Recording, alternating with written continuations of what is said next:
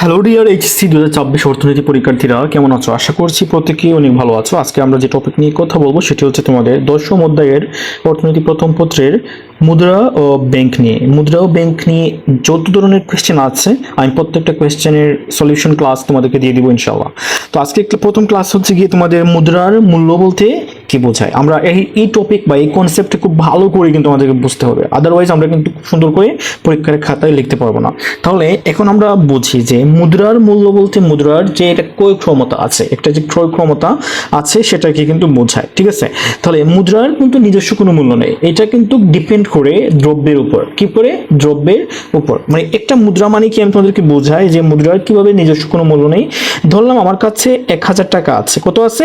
1000 টাকা। আমি এখানে লিখলাম 1000 টাকা। ওকে, এই 1000 টাকার কোনো মূল্য নেই যদি এটা স্থির অবস্থায় থাকে, মানে হচ্ছে গিয়ে যদি আমি ওইটাকে ইউজ না করি, যদি আমি ওইটাকে ব্যবহার না করি, তাহলে এই টাকার কোনো মূল্য নেই অর্থনীতিতে। যদি এই 1000 টাকা তোমার ব্যাংকে থাকে বা কোথাও রাখা থাকে, সেভিং থাকে, তাহলে কিন্তু এই 1000 টাকার কোনো মূল্য নেই। যখন তুমি ওই 1000 টাকা দিয়ে কোনো একটা দ্রব্য কিনবা বা কোনো একটা সেবা কিনবা, যখন তুমি ওই দ্রব্যটা যখন কিনে ফেলবা, ওই দ্রব্যটাই হচ্ছে গিয়ে তোমার ওই 1000 টাকার মূল্য, ঠিক আছে? যখন তুমি 1000 টাকা দিয়ে কোনো কিছু পাবা না বা কোনো কিছু কিনতে পারবা না, তখন কিন্তু এই 1000 টাকার কোনো ভ্যালু থাকবে না। তাহলে এখানে বলছি ভ্যালু অফ মানি, মানে টাকার মূল্য বা অর্থের মূল্য বা মুদ্রার মূল্য, ঠিক আছে? মুদ্রার মূল্য, অর্থের মূল্য। এখন আমরা সবাই জানি যে মুদ্রার মূল্য ইটস ভেরি ইম্পর্টেন্ট এবং ভেরি ইজি একটা কনসেপ্ট। কি সেটা হচ্ছে গিয়ে যখন আমরা কোনো একটা দ্রব্য যখন টাকা বা অর্থের বিনিময়ে কিনবো, যে দ্রব্যটাই কিনবো ওই দ্রব্যটাই হচ্ছে কিন্তু অর্থের বা ওই টাকার মূল্য।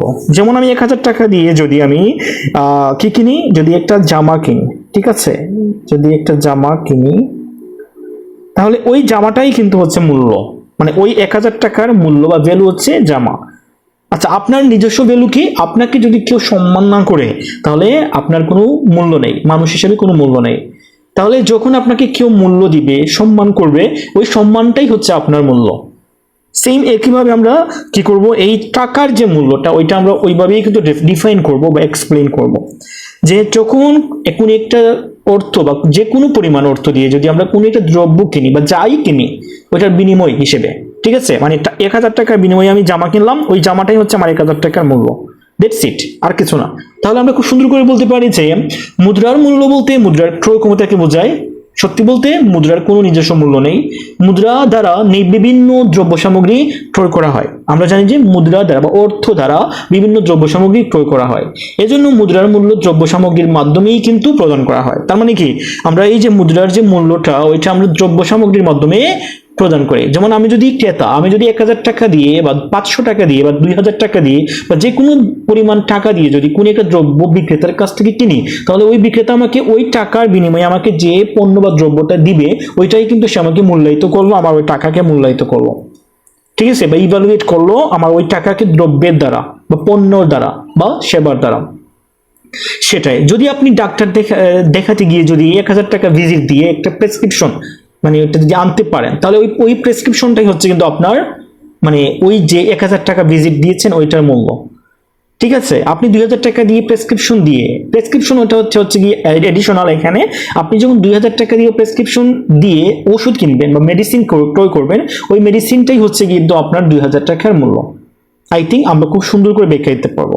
তাহলে আমরা এইভাবে সংজ্ঞায়িত করতে পারি যে মুদ্রার মূল্য বলতে কি বোঝায়। এটা আমরা বলবো যে মুদ্রার কোনো নিজস্ব কোনো ক্রয় ক্ষমতা নেই বা নিজস্ব কোনো মূল্য নেই। এটা পণ্যের দ্বারা মানে নির্ধারিত হয় বা মূল্যায়িত হয়। তারপর আমরা বলতে পারি যে একটি নির্দিষ্ট পরিমাণ মুদ্রা দ্বারা যে পরিমাণ দ্রব্য সামগ্রী বা সেবা ক্রয় করা হয় সেটাই হচ্ছে মুদ্রার মূল্য। আই থিঙ্ক আমরা সবাই বুঝতে পেরেছে। আমরা এখানে কিন্তু একটা যেমন একজন অর্থনীতিবিদের সংজ্ঞা দিয়ে দিব, যেমন এরকম অধ্যাপক হ্যানসেন বলেন বা হ্যানসেনের মতে মুদ্রা যা ক্রয় করে তাই মুদ্রার মূল্য। তার মানে কি আমরা এখানে লিখতে পারি যে মুদ্রা মানে মুদ্রা সম্পর্কে আমরা একজন অর্থনীতিবিদের মতামত বা অপিনিয়ন এখানে লিখবো। এবং অধ্যাপক হ্যানসেন আমরা দিতে পারি এখানে অধ্যাপক হ্যানসেন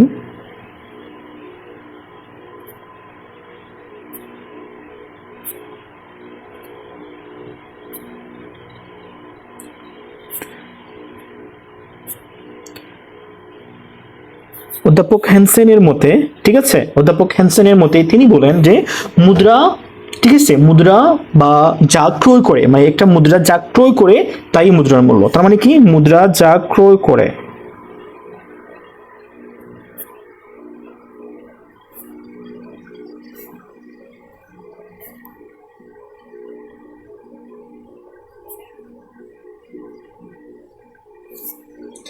ক্রয় করে তাই মুদ্রার মূল্য।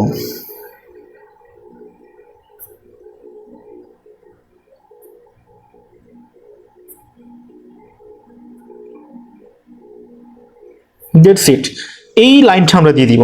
ঠিক আছে, মুদ্রা সম্পর্কে ক বা খ বিভাগে যদি কোয়েশ্চেন আসে, আর তারপর হচ্ছে গ বিভাগে যদি থিওরিক্যাল কোনো কোয়েশ্চেন আসে, তাহলে কিন্তু এইভাবে অ্যান্সারটা বা ডেফিনেশনটা এইভাবে এক্সপ্লেন করে দেবা।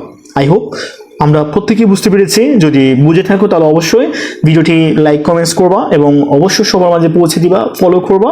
যে যেখান থেকে ভিডিও দেখবা সবাই আমাকে ফলো করবা, যাতে নতুন ধরনের ভিডিও পেতে পারো। আল্লাহ হাফেজ।